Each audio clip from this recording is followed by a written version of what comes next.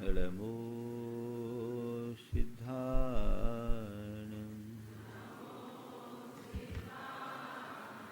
नमो आयर्याणं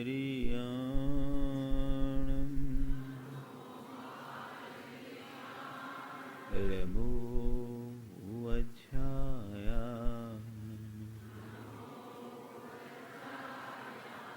नमो लोये सवशाहुनं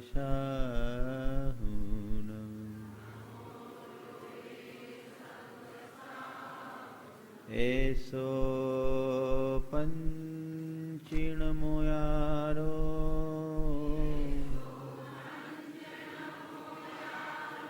सवपावपनाशिनो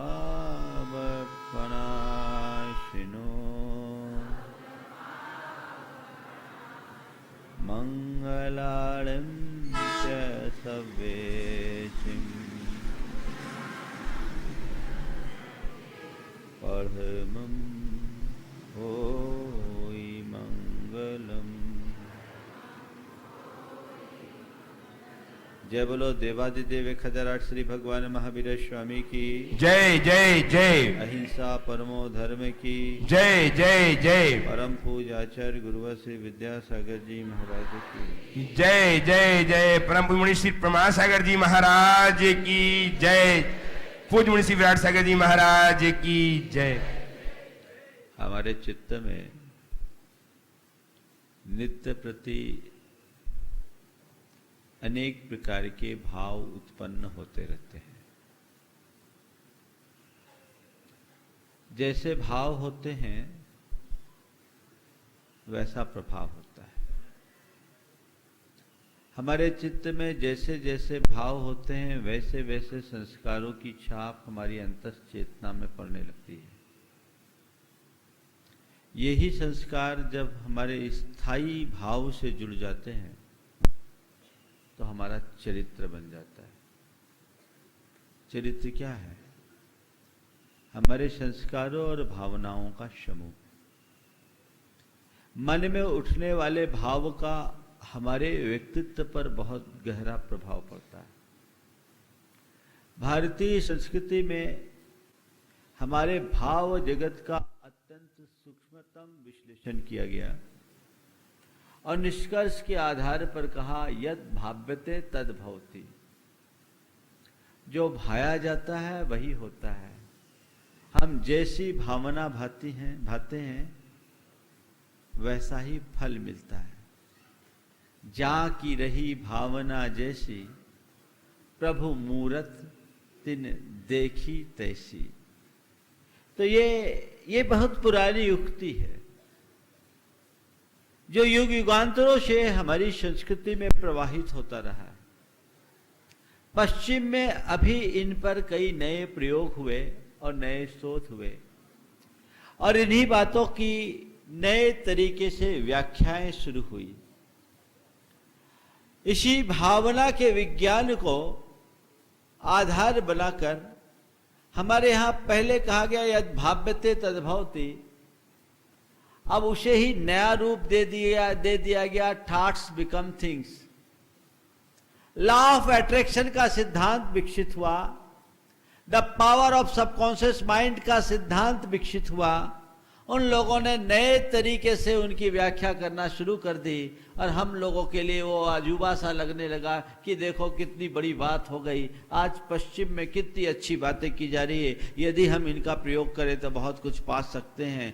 ध्यान रखना, पश्चिम में जो बातें आज की जा रही है हमारे यहाँ सदियों पुरानी बात वो है और उसे गाया गया, दोहराया गया और अपने जीवन का उत्थान किया गया।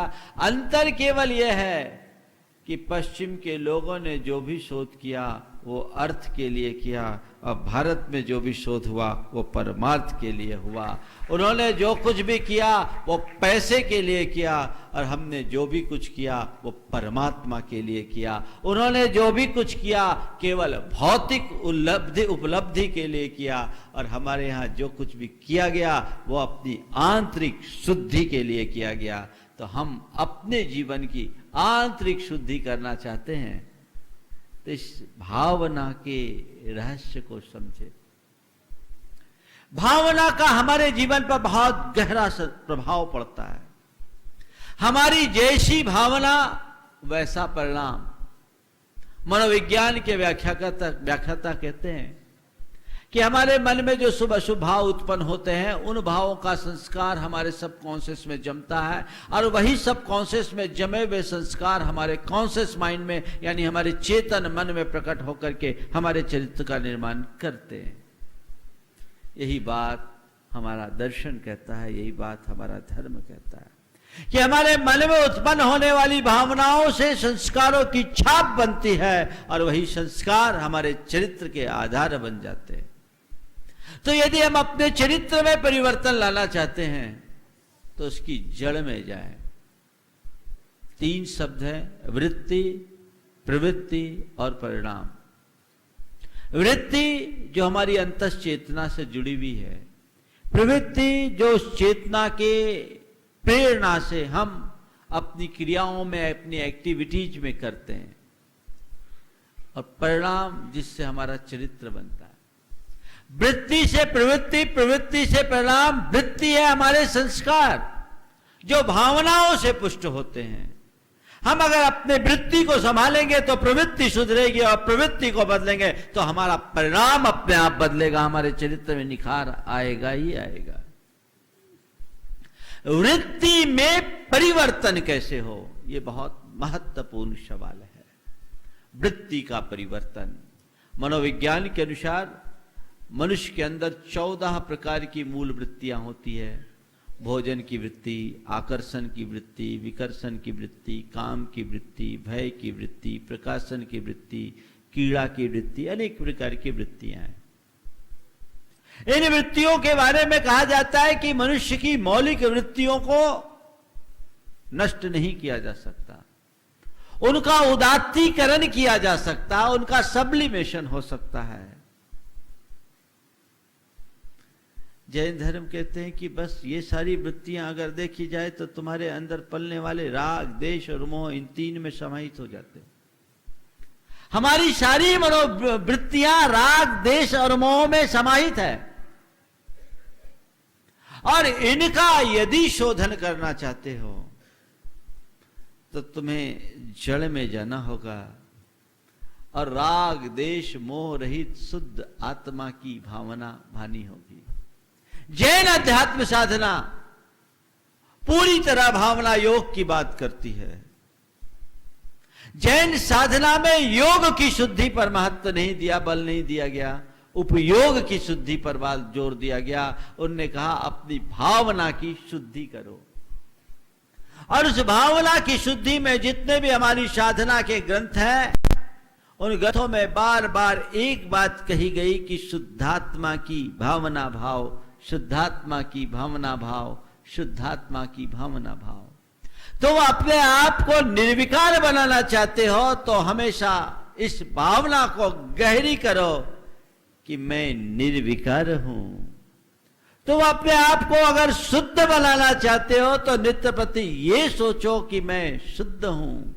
तुम आनंद में डूबना चाहते हो तो नित्य प्रति ये भावना भाव कि मैं आनंद मैं हूं, परमानंद स्वभावी हूं। और उसका निष्कर्ष, उसका परिणाम, उसका नतीजा ये होगा कि जो तुम भावना भाओगे एक दिन उसकी अनुभूति होने लगेगी, और ये अनुभूति ही तुम्हारे जीवन की परम उपलब्धि होगी। जब मैंने लॉ ऑफ अट्रैक्शन के सिद्धांत को पढ़ा, पावर ऑफ सबकॉन्शियस माइंड की बात पढ़ी, तब मेरा सीधा ध्यान जैन साधना पर गया कि ये बात तो जैन साधना में वर्षों से कही जाती रही है। हमारे यहाँ भावना का बहुत महत्व है। शुद्धात्मा की भावना बताई गई, व्रतों की रक्षा के लिए भावना बताई गई, 16 कारण भावना बताई गई, और 12 भावनाएं बताई गई। सारी साधना भावना की। जैन मनोविज्ञान पूरी तरह भावनाओं की ही व्याख्या करता है और भावना की शुद्धि की बात करता है। यदि हम उन सब चीजों को थोड़ा भी आत्मसात कर ले तो हमारे जीवन में आमूल चूल परिवर्तन घटित हो सकता है। हम लोग जब हमारी दीक्षा हुई तो गुरुदेव ने कहा 5 व्रतों की स्थिरता की जो भावना है उसे भाव रुत उसकी नियमित माला फेरो। उस समय ज्ञान तो कुछ नहीं था। एक बार की लगा कि गुरुदेव इसकी माला फेरने के लिए क्यों कह रहे, नमोकार की माला फेरने बोले होते। पर जब उसकी गहराई में घुसने लगे तो लगा इस भावना का ही प्रतिफल होगा कि हम अपने व्रतों में स्थिरता ला सकेंगे।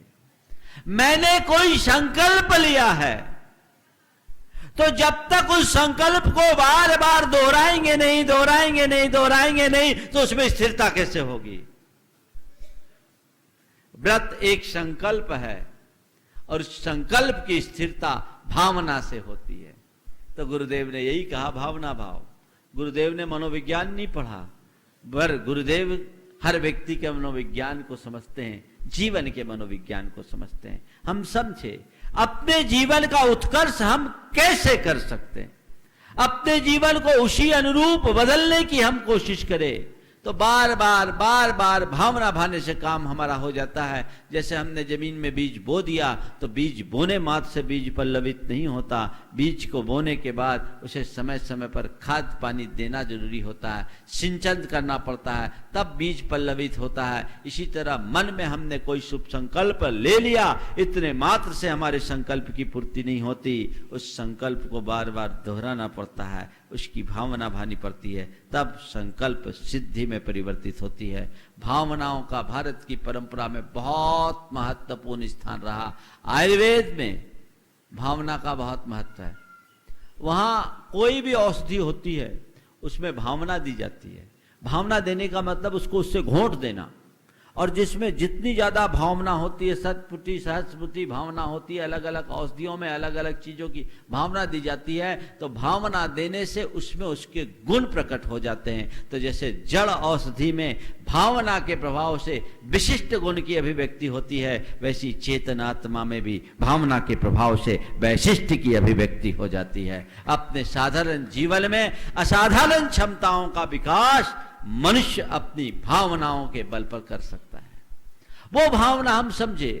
एक एलोपैथी के बाल चिकित्सक मुझसे मिले, मैंने पूछा कि आपके यहाँ जो औषधियां बनाई जाती है उसमें क्या होता है। बोले महाराज हमारी औषधि में तो औषधि कुछ रहती नहीं, इतनी सी दवाई से लाखों खुराक बन जाते। बोले हमारे यहाँ औषधि कुछ नहीं है महाराज, हमारे यहाँ सारा काम पोटेंशिएशन का है। हम लोग पोटेंशिएट करते हैं, अल्कोहल में पोटेंशिएट करते हैं, और अल्कोहल से पोटेंशिएट करते करते अल्कोहल तो सब उड़ जाता है, लेकिन हमारी भावना उसके ऊपर पोटेंसी ऐसी डाल देती है कि कितनी हाई पोटेंसी की कौन सी मेडिसिन है उसका प्रभाव उतना अधिक होता है। हालांकि आजकल दूध के साथ भी पोटेंशिएशन का काम करने लगे, और एक चिकित्सक है डॉक्टर एम सेनन, कुछ खास केसों में पानी से भी पोटेंशिएशन कर देते हैं और वो शुद्ध औषधियां उपलब्ध करा देते हैं। तो ये पोटेंशिएशन क्या है, हम उसको कैसे पोटेंशिएट करें, ये पोटेंसी तो भावना है। अपने जीवन में भी ऐसी भावनाओं को हम बढ़ाएं, बार बार भावना भाव। जो हम पाना चाहते हैं, जो हम करना चाहते हैं, उसकी भूमिका हमारे भीतर बननी चाहिए। इससे आप अपने जीवन में आने वाली तमाम समस्याओं का समाधान निकाल सकोगे, अपने जीवन में जितने भी उतार चढ़ाव उसमें ठहराव ला सकोगे, अपने मन का दुख द्वंद्व और दुविधा को दूर कर सकोगे, जीवन में परम स्थिरता और शांति को प्रकट कर सकोगे, बशर्ते जो बात मैं आज आप सबके बीच कहना शुरू कर रहा हूं आप उसे गहराई से सुने और उसे फॉलो करें, अपनाएं। जीवन में अनेक प्रकार के दुख हैं, द्वंद्व है, दुविधाएं हैं। हर व्यक्ति का चित्त अंदर से उलझा हुआ है। आज हर व्यक्ति के जीवन में स्ट्रेस है, तनाव है, आपाधापी है, और ऐसे समय में व्यक्ति अपने सामने कोई रास्ता नहीं दिखता, अनेक प्रकार की शामक औषधियां लेनी पड़ती है, नींद की गोलियां खानी पड़ती है, तब जाकर के व्यक्ति नींद का थोड़ा लाभ ले पाता है। मैं आपसे आज कह रहा हूं, जो गोलियां मैं आपको दे रहा हूं, अगर आपने इनका एक बार सेवन कर लिया तो तय मान करके चलना, तुम्हारी सारी बीमारियां दूर हो जाएगी, कोई भी बीमारी तुम पर हावी नहीं होगी। हमारे यहाँ ऐसे 12 भावनाओं का सबसे ज्यादा चलन है। 12 भावना को कहा गया बैराग उपावन माई। बैराग्य की उत्पत्ति के लिए माता यानी जननी की तरह, जैसे माँ एक बच्चे को जन्म देती है, उसका पालन पोषण करती है, उसको पुष्ट करती है, उसकी सुरक्षा और उसको संवर्धित करती है। तो ऐसी वैराग्य की जननी है। इन भावनाओं से हमारे अंदर वैराग्य जन्मता है, और वैराग्य जन्मता ही नहीं, वैराग्य पुष्ट होता है और हमारे चरित्र में निखार आता है, हमारे संपूर्ण जीवन में निखार आता है। इसलिए इन भावनाओं का हमारे जीवन में बहुत बहुत महत्व है। अगर आपने इन भावनाओं को आत्मसात कर लिया तो तय मान करके चलना, ये भावना कोरी भावना नहीं है, ये भावना आपके जीवन की प्रभावना को बढ़ाने का आधार है। इस भावना के बल पर अपने जीवन में आमूल चूल परिवर्तन कर सकते हैं, अपनी वृत्तियों का परिष्कार कर सकते हैं। मनोविज्ञान में 4 प्रक्रिया बताई गई: दमन, विलयन, शोधन और मार्गांतरीकरण।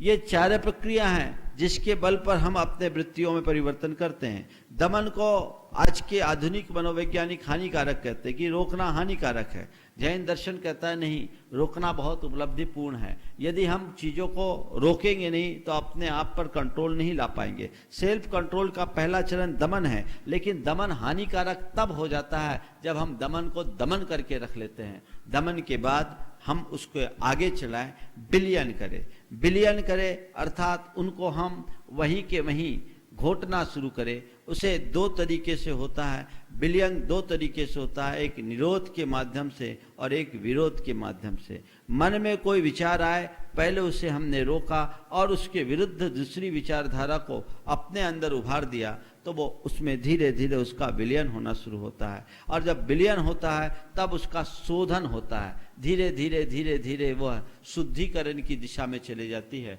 और जब शुद्धिकरण हो तो हम अपने चित्त को शुद्धिकरण की तरफ न ले जा पाए तो कहते हैं मार्गीकरण। हम मार्गांतरीकरण कर दे, उसे डाइवर्ट कर दे, किसी और दिशा में लगा दे। हमारा मन जब दूसरी दिशा में लग जाता है, उसका वेग शांत होता है, थोड़ी देर बाद हम उसके शोधन में समर्थ हो जाते हैं। ये प्रक्रियाएं सारी की सारी इन 12 भावनाओं के चिंतन में घटित हो सकती है। यदि हम इनको अपने जीवन में स्थापित कर ले तो अपने जीवन में बहुत कुछ बदलाव कर सकते हैं। हम अपने हृदय में जब किसी उच्च आदर्श को स्थापित करते हैं तो वही हमारे समस्त प्रकार की वृत्तियों और प्रवृत्तियों का संप्रेरक बन जाता है और वो हमारे जीवन के परिवर्तन का आधार बनता है। यदि हम ऐसे धीरे धीरे अपने आप को डाइवर्ट करें तो अपने जीवन में बहुत बड़ा परिवर्तन कर सकते हैं। मनोविज्ञान के हिसाब से हमारे जीवन में जो भी घटित होता है वो हमारी वृत्ति है, और उस वृत्ति को शांत करने के लिए हमें एक दूसरी वृत्ति को उभार देना जरूरी है। यदि हमारे अंदर क्रोध की वृत्ति उभर रही है, हमने क्षमा की वृत्ति को उभार दिया, धीरे धीरे धीरे धीरे क्रोध की वृत्ति शांत होगी, क्षमा की वृत्ति उभर जाएगी और हमारा मन शांत हो जाएगा। तो ये सब चीज़ें हमारी साधना के अभ्यास से जुड़ी हुई है। और वो साधना कब होगी? जब हम भावनाएं भाएंगे। इन्हें अनुप्रेक्षा भी कहा जाता है। अनुप्रेक्षा यानी मुहुर मुहुर चिंतनम अनुप्रेक्षा। बार बार चिंतन करना, बार बार विचार करना, इतना चिंतन करना, इतना चिंतन करना कि इन्हें अपने चिंतन का अंग बना लेना। आज 12 भावनाओं का चलन तो हमारे यहाँ है। एक दूध पीते बच्चे को सबसे पहले 12 भावनाएं सिखाई जाती है, लेकिन ये बड़ा सतही है, उथला है। 12 भावना का मतलब हमने केवल इतना सीख लिया कि एक बार एक किनारे में बैठ करके, एक कोने में बैठ करके 12 भावना पढ़ लो सो हो गई 12 भावना। इतना इजी होता तो अभी तक तो दुनिया कुछ की कुछ और हो गई होती। इतना सरल नहीं है। ऐसी 12 भावना से तुम्हारा काम नहीं होगा। 12 भावना को अपने जीवन की भावना बनाओ। बार बार बार बार बार बार सोचो। कोई जरूरी नहीं है कि 12 भावनाएं सोचो। इन 12 भावनाओं का जब भी मन खाली हो चिंतन करो और उसके संस्कार दो, और जब जो स्थिति आ जाए उस भावना का प्रयोग करके अपने जीवन को निखार लो। कल शाम को मैंने कहा था कि बायोकेमिक ट्रीटमेंट में ऐसा कहा जाता है कि 12 प्रकार के साल्ट होते हैं, और 12 प्रकार के साल्ट्स हमारे शरीर में भी होते हैं। उन साल्ट्स का जब कंपोजिशन बिगड़ता है, समीकरण बिगड़ता है, तो हमारे शरीर में रोग होते हैं। तो बायोकेमिक ट्रीटमेंट देने वाले चिकित्सक और कुछ नहीं करते, लक्षणों को देखते हुए समझ लेते कि इनमें किस प्रकार के साल्ट की कमी या अधिकता है और उस हिसाब से वैसा कंपाउंड बना कर दे देते हैं, हमारी सारी बीमारियां दूर हो जाती। मुझे नहीं मालूम कि बायोकेमिक ट्रीटमेंट से हमें क्या लाभ मिलता है, लेकिन मैं इन 12 भावनाओं को बायोकेमिक ट्रीटमेंट से भी बढ़कर देखता हूं, जो हमारी सारी मानसिक बीमारियों को दूर करने में समर्थ बनाती है। इन्हें आत्मसात करेंगे, हमारे सारे दुख दूर होंगे। 12 भावनाओं का चिंतन जीवन जीने की राह दिखाएगा। 12 भावनाओं का चिंतन जीवन जीने की कला सिखाएगा। 12 भावनाओं का चिंतन हमारे जीवन को निखारने का पथ प्रशस्त करेगा और 12 भावनाओं का चिंतन हमें दुखों से बचाने का प्रेरक बनेगा। यदि आप इन सब चीजों को अपनाना चाहते हैं तो आज से 12 भावनाओं में जिस धारा में मैं आपको बढ़ाना चाहता हूं उसमें डुबकी लगाना, तुम्हें जीने की राह दिखेगी, जीने की कला मिलेगी, तुम अपने दुख को दूर कर पाओगे और अपने जीवन में आनंद का रस भर पाओगे। सब कुछ हमारे भीतर है, बस उसे उस तरीके से देखने की शुरुआत करना। आज मैं शुरू कर रहा हूं, गाड़ी थोड़ी विलंब से चालू हुई है, समय पर पहुंचाऊंगा, लेकिन बात जिस गहराई में मैं ले जाना चाह रहा हूं वहां आप देखने की कोशिश कीजिए। सबसे पहली भावना अनित्य भावना। सबको पता है अनित्य भावना क्या है। मैं भावनाओं की ज्यादा व्याख्या नहीं करूंगा, पर मैं उनका कुछ ऐसा प्रयोग आपको बताऊंगा जिसका लाभ उठा करके आप अपने जीवन में सार्थक परिवर्तन घटित कर सके। अनित्य भावना का मतलब संसार में जो कुछ भी उत्पन्न हुआ सब विनाशिक है, नश्वर है, क्षणभंगुर है, टिकने वाला नहीं। सबको पता है, ऐसा तो सबको पता है। कौन जानता है कि दुनिया स्थिर है? सबको पता है दुनिया अस्थिर है, दुनिया में कुछ भी टिकाऊ नहीं है, सब क्षणचयी है। चाहे जीवन हो, यौवन हो, धन हो, संपत्ति हो, संबंधी हो, सब छूट जाने वाले हैं, है ना? पता तो है, लेकिन जब जीवन में कुछ छूटने लगता है तब ये पता कहां चला जाता है। बस अनित्य भावना के चिंतन का मतलब कुल इतना है कि जीवन में जब भी कुछ छूटने लगे तो हमारे मानस में पलट जाए, प्रकट हो जाए, ये तो छूटने ही वाला है। और संत कहते ये भी सेकेंडरी बात है। संत कहते हैं अनित्य भावना को आत्मसात कर लो तो तुम्हारे हाथ में कुछ भी हो ना तो तुम्हें लगे ये टेम्परेरी है, परमानेंट नहीं। सब टेम्परेरी है, परमानेंट नहीं है। अच्छा ये बताओ, कोई भी ऐसी चीज है जिसे परमानेंट कहा जा सके दुनिया में? एक भी ऐसी चीज, एक परमाणु भी स्थिर नहीं है। ये जीवन की एक सच्चाई है कि नहीं? इसको स्वीकार करते हो? हाँ, स्वीकार नहीं करते। अगर स्वीकार लोगे तो तुम्हारे जीवन में कोई दुख नहीं होगा। देखिए अनित्य भावना के लाभ बताते हैं आज की 4 बातें। आप सोच रहे होंगे आधी बात तो महाराज ने निकाल दी, 4 बातें नहीं, आज भूल गए क्या? बातें तो 4 ही होगी। 4 बातें। हमारे जीवन के दुख के कारणों में 4 प्रमुख कारण हैं। अहंकार, आसक्ति, आकुलता और अवसाद। अहंकार, आसक्ति, आकुलता और अवसाद। अगर आपने अनित्य भावना का प्रयोग किया तो चारों दूर हो जाएंगे, चारों नहीं टिकेंगे और हमारे जीवन में सुखों की सृष्टि होगी। अहंकार के परिणाम तो सब जानते हैं। जानते क्या महाराज? रोज भोगते हैं। भोगते हैं कि नहीं भोगते? सब भोग रहे हैं। अहंकार के परिणाम को सब भोग रहे हैं। अब आपको अहंकार से मुक्ति चाहिए, चाहिए कि नहीं चाहिए? बोलो। हाँ, चाहिए। किसको किसको अहंकार से मुक्ति चाहिए? थोड़ा देखो, देखो, इतनी हाथ भी संकोच में उठा रहे हैं। अरे अहंकार से मुक्ति चाहिए? सीधा सीधा उपाय, जगत की अनित्यता को समझने वाले के मन में कभी अहंकार प्रकट नहीं होता। तुम्हें अहंकार होता है किस पर? तुम्हारे रूप पर, तुम्हारे यौवन पर। तुम्हें अहंकार होता है किस पर? तुम्हारी सत्ता पर, तुम्हारी शक्ति पर। तुम्हारा अहंकार होता है किस पर? तुम्हारी संपत्ति पर। तुम्हें अहंकार होता है किस पर? तुम्हारे संबंधियों पर, है ना? किस पर अहंकार कर रहे हो? इस रूप पर अहंकार कर रहे हो? जिस रूप पर अहंकार कर रहे हो उस रूप को थोड़ा देखने की कोशिश करो। अगर पल में विद्रूप हो जाए तो क्या वहां कुछ अहंकार करने जैसा होगा? बहुत सुंदर, मेरे जैसा रूप तो किसी का है ही नहीं।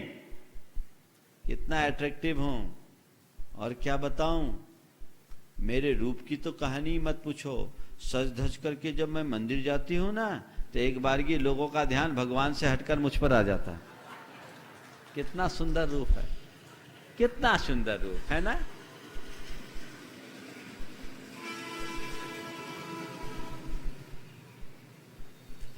आखिर ये रूप कितने देर का,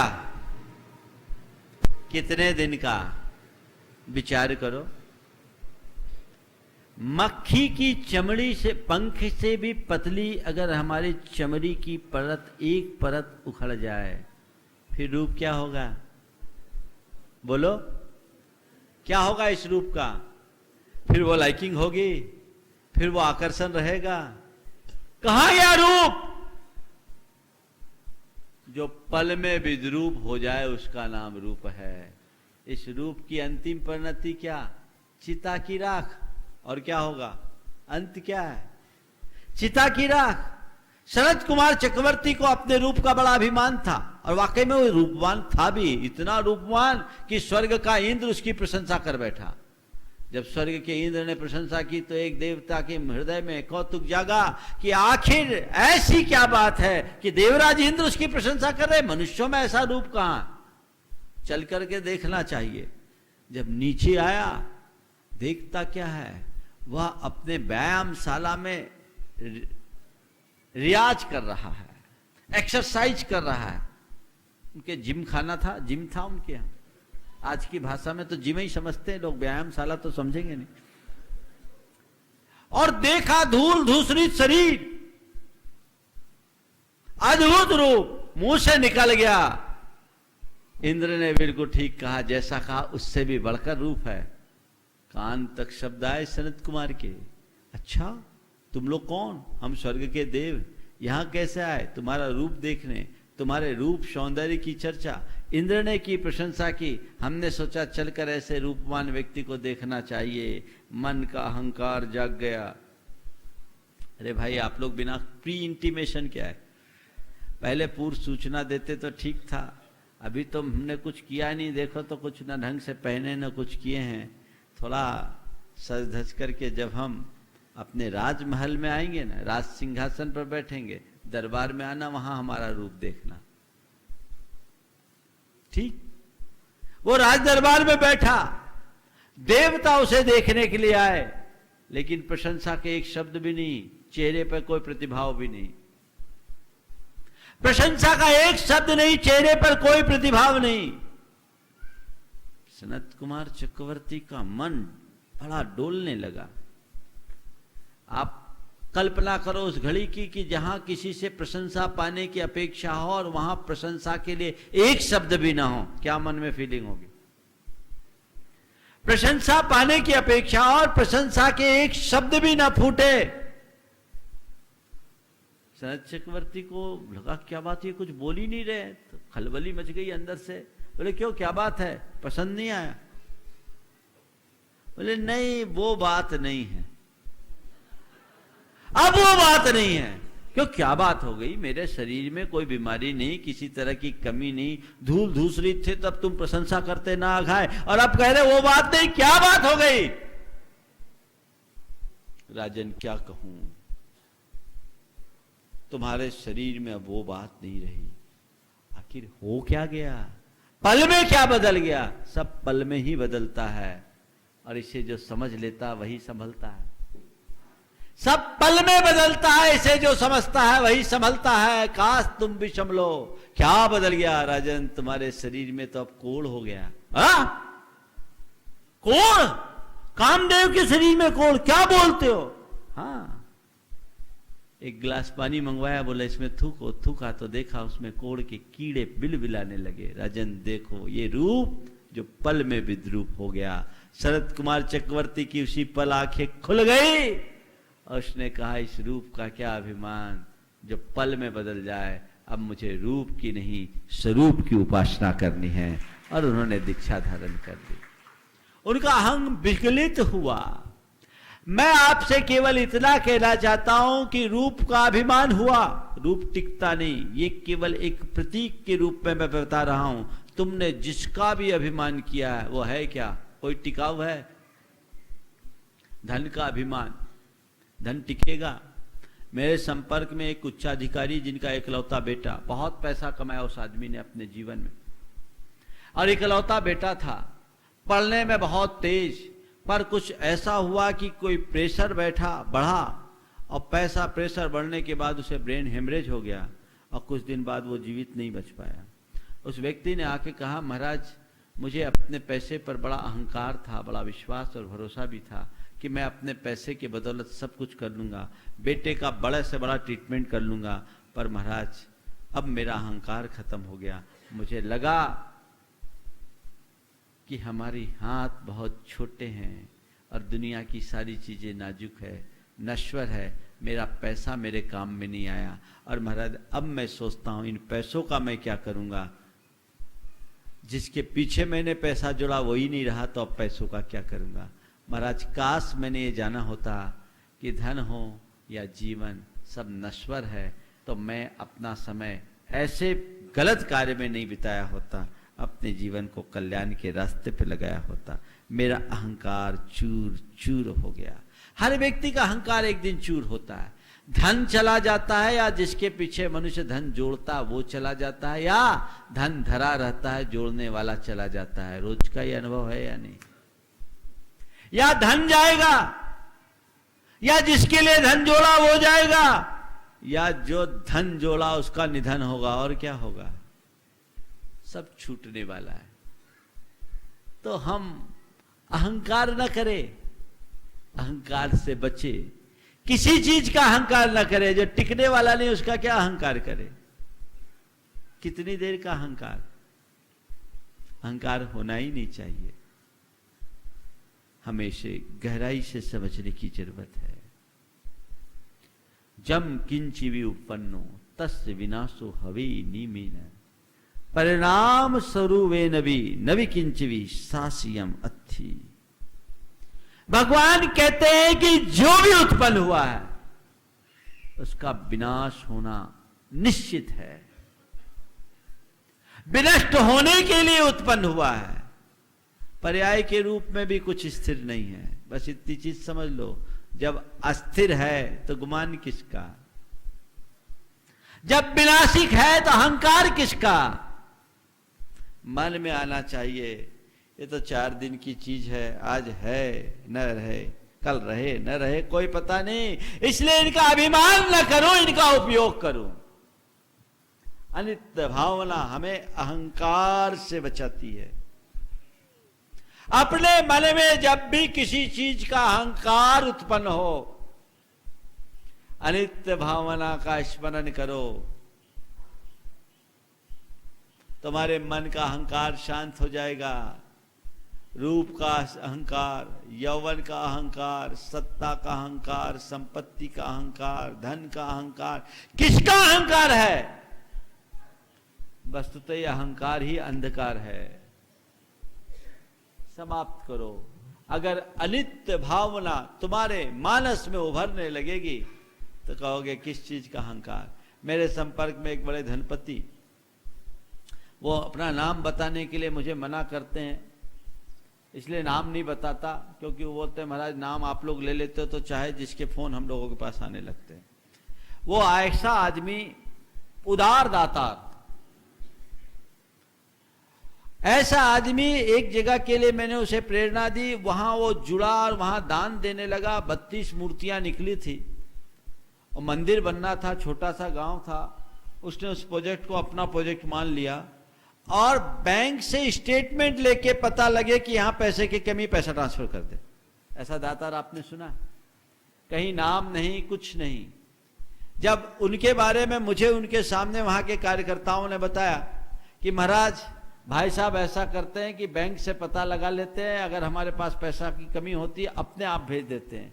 मैं उनकी तरफ देखा तो उनने जो जवाब दिया वो एक सम्यक दृष्टि के उद्गार बन गए। बोले महाराज हमने तो आप लोगों से यही सीखा है, धन अपना है कहाँ और टिकेगा कब तक, जब तक है तब तक उसका सदुपयोग कर लो, जब करना है तो क्या प्रमाद। धन टिकने वाला नहीं है, चंचल है पता है, अभिमान भी नहीं हो, आसक्ति भी नहीं हो। आसक्ति कब मिटती है? आसक्ति उसी पर होती है जिसे हम चिरस्थाई मान लेते हैं, और जिस पर मनुष्य की बुद्धि आसक्त होती है वो अगर टूटती है छूटती है तो मनुष्य रोने लगता है, दुखी हो जाता है। मन में आसक्ति नहीं होगी। अगर तुमने धन की, संपत्ति की, संसार की चीजों की या नश्वरता का चिंतन करना शुरू कर दिया, आसक्ति नहीं होगी। भैया ज्यादा इसमें उलझो नहीं, ज्यादा इसमें चिपको नहीं, क्योंकि कल छूट जाएगी। देखिए आप अपने मकान में रहते हैं, है ना, और कभी कहीं जाते हैं, किसी होटल में रहते हैं, 5 स्टार होटल में, और अपने मकान में है। दोनों जगह की मेंटेलिटी एक सी है क्या? क्या हुआ? मकान में आप किस मानसिकता से रहते हो और होटल में किस मानसिकता से रहते हो? होटल में हो सकता है आपके घर से ज्यादा फैसिलिटीज हो, बड़ा सारा होटल है, 5 स्टार होटल है, अब तो 7 स्टार भी आ गए, अच्छा होटल, आप वहां रहे हो, हफ्ता भर रहे और उसे छोड़ रहे हो। छोड़ते समय मन में कोई मलाल आता है? हाँ? क्यों भैया? हम 7 दिन के लिए रुके थे, मेरी बुकिंग ही इतने दिन की थी, होटल अपना है नहीं, ये ना। और घर से क्या हो गया? क्या हो गया? घर से जब निकलते हो 4 दिन के लिए जाना होता है तो लगता है कुछ छूट रहा है, और होटल में 8 दिन भी रुक जाओ तो छोड़ते समय कुछ नहीं लगता कि कुछ छूटा। क्यों? क्योंकि तुमने होटल को पकड़ा नहीं और घर को पकड़ रखा। घर को तुमने स्थायी डेरा माना और होटल को अस्थायी माना। ध्यान रखो, जिस दिन तुम दुनिया को अस्थायी डेरा मान लोगे, दुनिया की आसक्ति पल में दूर हो जाएगी, फिर छोड़ने और छूटने की बात ही नहीं आएगी। अरे पकड़ा ही नहीं तो छोड़ना क्या? किसको छोड़ो? आसक्ति। संत कहते हैं संसार में जो कुछ भी हो पानी के बुलबुले की तरह। पानी में बुलबुला कैसे उठता है? कभी देखा आपने? बुलबुला कब आता है? जब पानी की सतह के भीतर वायु घुस जाती है, बुलबुला आ जाता है। और वायु जब निकल जाए, हवा निकल जाए, तो बुलबुला शांत हो जाता है। संत कहते हैं तुम जिन पर इतरा रहे हो, जिनमें आसक्ति कर रहे हो, वो सब पानी का बुलबुला है। अनुकूल संयोगों की जब तक हवा भरी है तब तक ये बुलबुला दिख रहा है। जिस दिन हवा निकलेगी तुम्हारी हवा खिसक जाएगी। कब हवा निकले और कब हवा खिसके कोई पता नहीं, इसलिए इससे पहले ही समझ लो कि सब हवा है, मामला ही ठीक। पर क्या कहूं, तुम तो हवा हवाई में उड़ने के आदी हो। ये सब हवा है, ये अस्थिर है, ये अनित्य है, ये नश्वर है, ये विनाशिक है। ऐसी समझ जब तुम्हारे हृदय में विकसित होगी, रंच मात्रा शक्ति नहीं हो सकती। जो कुछ भी है सब पानी के बुलबुले के समान है। धन, जीवन, यौवन सब जल बुद्बुद समान। क्षण भंगुर नश्वर विनाशिक। समझो, आप लोग गाते लेते, जीवन है पानी की बूंद कब मिट जाए रे, बड़े राग में गाते हो। पर पानी की बूंद समझ में आ रही है तुम्हें? गहराई में जाओ, ये बात हमारे मानस में गहरी बैठनी चाहिए, हृदय में बैठ जानी चाहिए, चिंतन का अंग बन जाना चाहिए। नश्वर है, कोई स्थिरता नहीं। जब तक है तब तक उपयोग करो, उपभोग करो, बाकी कोई रास्ता नहीं, और कोई रास्ता नहीं। कार्तिकेय अनुप्रेक्षा में एक जगह बहुत अच्छी बात लिखी इसी अनित्य भावना के संदर्भ में। वहां लिखा कि तुम धन को इकट्ठा कर करके, पुराने जमाने में लोग जमीन में गाड़ रखते थे। भैया गाड़ के क्या पाओगे? पैसा कमाया, गाड़ दिया, तो क्या गाड़ देने के बाद पैसा सुरक्षित रहेगा? नहीं, नहीं रहेगा। तो उन्होंने बहुत अच्छी बात लिखी, जे संचयून लक्ष्मीम धरणीयले संठवेद ऐदूरम से अपनिया विलच्छी पाहान समानिया कुनती। जो धन का संग्रह करके उसमें आसक्त होकर धरती के तल में गाड़ देते हैं, वे अपनी संपत्ति को पाषाण की तरह बना देते हैं। आज संदर्भ बदल गया, अब गाड़ने की व्यवस्था तो नहीं है, पर छिपाने की व्यवस्था है। और ऐसे लोगों को हिंदुस्तान में जगह कम मिलती, स्विस बैंक जाना पड़ता। पर अब लोगों को समझ में आ रहा है। मोदी जी ने नोट बदली की बात जैसे कि नोटबंदी की बात, सबकी हवाइयां उड़ने लगी। आप क्या करेंगे, आप क्या करेंगे, आप क्या करेंगे? देखो, भावनाओं का चिंतन, तत्व को समझने वाले व्यक्ति के जीवन में क्या मजा होता। नोटबंदी जब हुई, शिकार तो सब हुए। एक सज्जन के बारे में उसके मित्र ने मुझे बताया कि महाराज, इनके ऊपर बड़ी विपत्ति आ गई क्योंकि इनके पास काफी पैसा था और अब नुकसान होगा। महाराज जी, आप आशीर्वाद दे दो। बात पूरी समझो, आशीर्वाद तो सब चाहते हैं। मेरे सामने उससे फोन लगाया उसने और कहा कि देख, मैं महाराज जी के पास आया हूं, महाराज जी को नमोस्तु कह दो, महाराज जी आशीर्वाद दे देंगे। उसने नमोस्तु कहा, मैंने हाथ उठा के आशीर्वाद दे दिया। उसने मेरी तरफ से कहा कि महाराज ने कहा घबराना नहीं। उसने जो बात कही वो बहुत मजेदार। उसने कहा, महाराज से कह दो, हमने यही सीखा है, जब तक कुएं का स्रोत सुरक्षित है, कितना भी पानी उलीच लो, कुआं खाली नहीं होगा। ध्यान से सुनना, उसके शब्द ये, मेरे शब्द नहीं।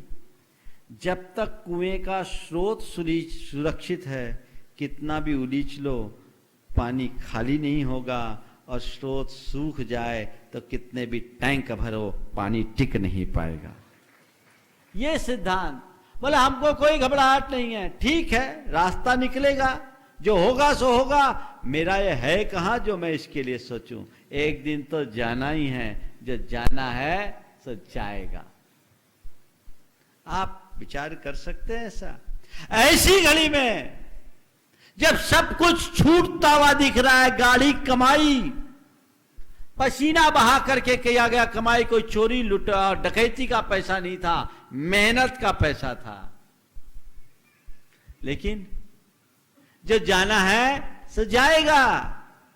और मजे की बात, तत्व के श्रद्धान की बात, कि कुएं में जब तक स्रोत है तो कितना भी पानी क्यों ना उलीचो, पानी खाली नहीं होगा।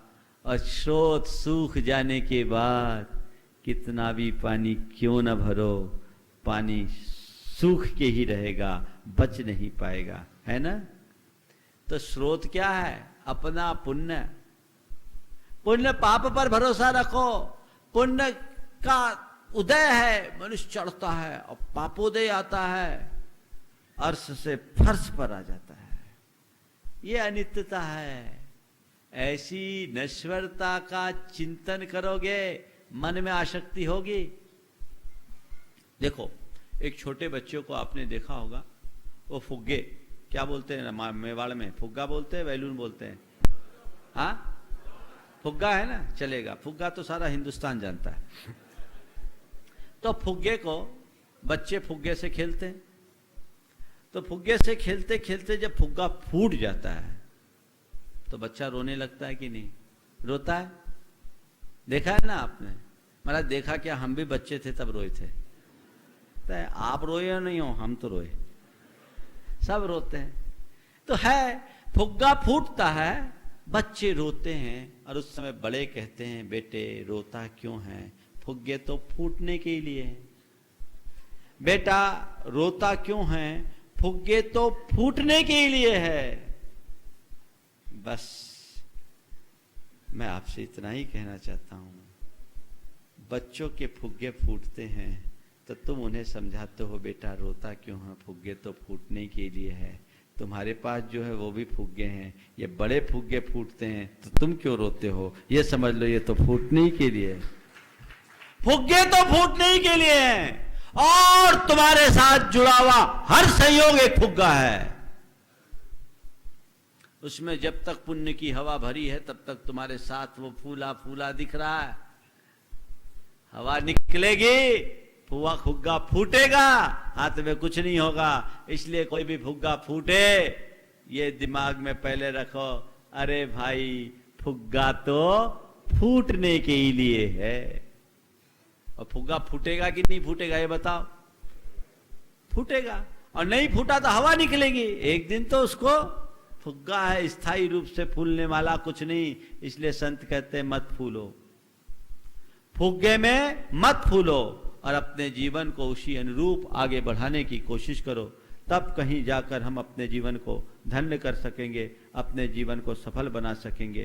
तो हम अपने जीवन में ऐसी आकुलता और स्थिरता को बना करके रखने की कोशिश करें जिससे हम अपने जीवन को अवसाद से मुक्त कर सके।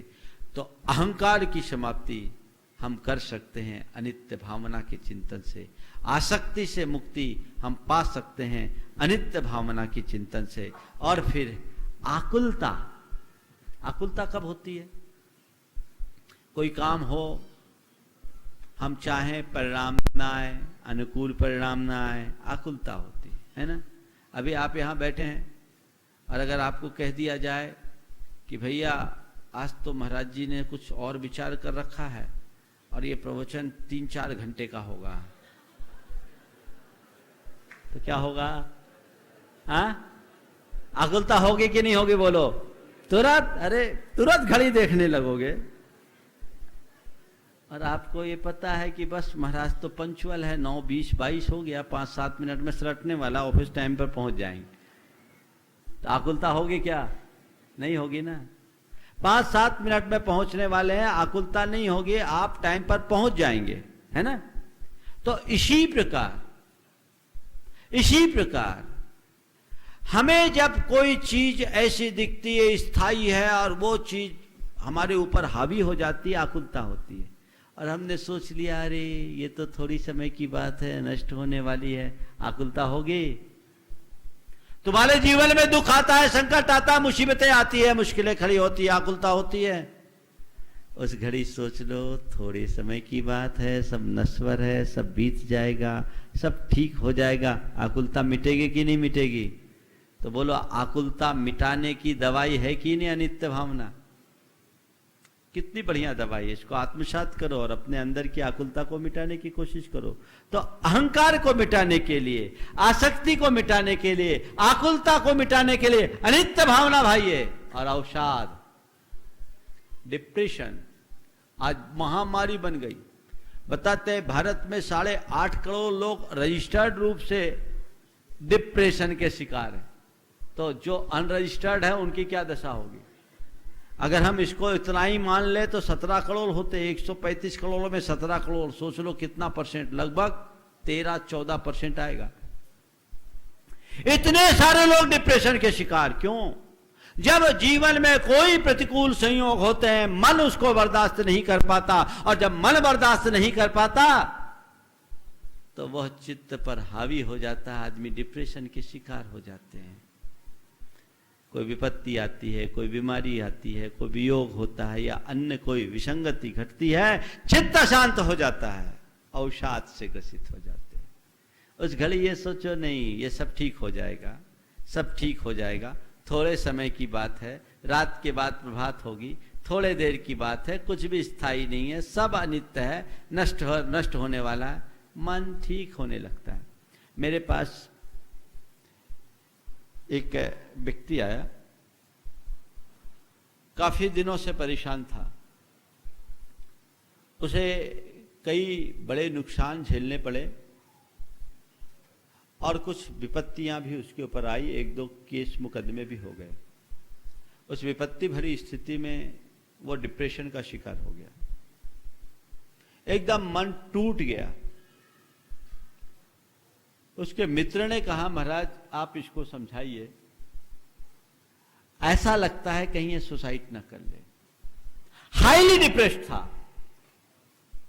मेरे पास आया एक धर्मात्मा परिवार का व्यक्ति, जिसका धर्म और समाज के उत्थान में बहुत बड़ा योगदान, समय की मार पड़ी, हिम्मत हार चुका, मेरे पास आया।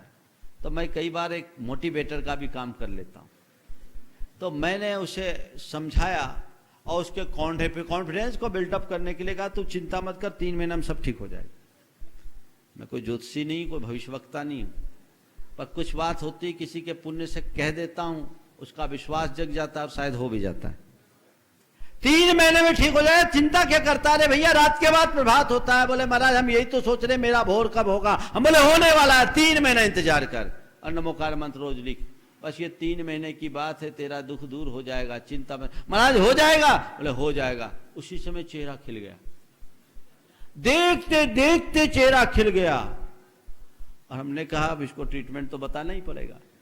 उसे नमोकार मंत्र लिखने के लिए मैंने कहा, और आपको क्या बताऊं, उसका पुण्य जागा, मैं तो केवल निमित्त बना। पुण्य जागा, उसके दिन बहुर गए और जो विपत्तियां थी धीरे धीरे सब खत्म हो गई। सबसे पहली सफलता उसको मिली, एक मुकदमा जो किसी संपत्ति का बहुत बड़ा केस था, उसमें उसको आशा भी खत्म हो गई थी, वो मुकदमा वो जीत गया और उसे एक बड़ी संपत्ति वापस मिल गई जिसे वो खो रहा था। और धीरे धीरे और जो उसकी दुविधाएं थी ठीक होने लगी। अब बोलता है महाराज आपके आशीर्वाद से सब ठीक हो गया। हम बोले जिंदगी में सब ठीक होगा, जो आए उसे सोचो, थोड़े देर की बात है। ये जो चीजें थोड़ी देर की बात है, सब नष्ट होने वाली है, टिकने वाली नहीं है। यदि ऐसी सोच करके चलेंगे तो हमारे जीवन में कभी भी किसी भी प्रकार की विफलता नहीं होगी। हम अपने जीवन को सफलता के शिखर पर पहुंचा करके रख सकेंगे। तो हमारी जीवन की धारा ऐसी भरनी चाहिए, अनित्य भावना का प्रयोग कीजिए। बस अहंकार से बचना है, आसक्ति से बचना है, आकुलता से बचना है, अवसाद से बचना है। ये बीमारी हर किसी को है, ये केवल जैनियों की बीमारी नहीं है, जन जन की बीमारी, हर व्यक्ति की बीमारी है। और यही हमारे दुख के कारण है। कितना बढ़िया सा सूत्र है, इस सूत्र को आप आत्मसात करिए और केवल एक ही बात समझिए, सब थोड़े देर की चीजें हैं, सब थोड़े देर की बातें हैं, सब थोड़ी देर के लिए है, सब बीत जाने वाली है। ये बात अपने जहन में स्थापित करेंगे, निश्चितः वह आपके जीवन की एक सार्थक उपलब्धि होगी। और इसी धारा के साथ आप आके बहेंगे तो धीरे धीरे धीरे धीरे आपकी एक एक बीमारियां दूर होते जाएगी। एक एक भावनाओं की गहराई में आप जाएंगे तो आपको लगेगा कि ये हमारी प्रैक्टिकल लाइफ में कितनी उपयोगी है। पर बंधुओं, इसका लाभ मिलेगा सिर्फ तभी जब आप इन्हें स्वीकार करोगे, भावनाओं को भाओगे। उस घड़ी में ये बात आनी चाहिए कि भैया ये ऐसा है। लोगों के मन में ये सब बातें कब आती है? जब सब हाथ पांव मार लेते हैं, उसके बाद हाँ भैया ऐसा है, सारा रोना रो लेते हो, उसके बाद ऐसा होता है। ध्यान रखना, अंदर की समस्याओं का समाधान केवल अंदर से ही मिलेगा। इसलिए ये इलाज है, इसका हम उपयोग करें और अपने जीवन को धन्य बनाएं। समय आप सबका हो गया है, इसलिए यहीं पर विराम। बोलिए परम पूज्य आचार्य गुरुवर श्री विद्यासागर जी महाराज की जय जय जय। संत शिरोमणि आचार्य श्री 108 विद्यासागर जी के पावन आशीष एवं उनके परम प्रभावक शिष्य पूज्य मुनिवर श्री 108 प्रमाण सागर जी महाराज की पावन प्रेरणा, परिकल्पना और अनुभव अर्जित ज्ञान से श्री सम्मेद शिखर जी में आधुनिक तकनीक से बनने जा रहा है एक अनोखा और ऐतिहासिक धर्मायतन यानी गुणायतन, अर्थात संरचना, सोच, सत्य, संस्कृति और स्थापत्य का एक ऐसा अलौकिक संगम जो जैन सिद्धांतों को जीवंत रूप में दर्शाएगा। 14 गुण स्थानों के साथ साथ आत्मा से परमात्मा बनने तक की संपूर्ण यात्रा कराने वाले ऐसे उत्कृष्ट ज्ञान मंदिर गुणायतन के निर्माण में अपना सहयोग प्रदान कर इस पुण्य कार्य को गति प्रदान करें और सातिशय पुण्य का अर्जन करें। आप अपनी राशि गुणायतन न्यास के खाते में जमा कर सकते सकते हैं। गुणायतन न्यास bank of India, Parasnath, account number 4809201100000043, IFSC code BKID 00040809। Gunayatan, गुणात्मक विकास का दिव्य सदन।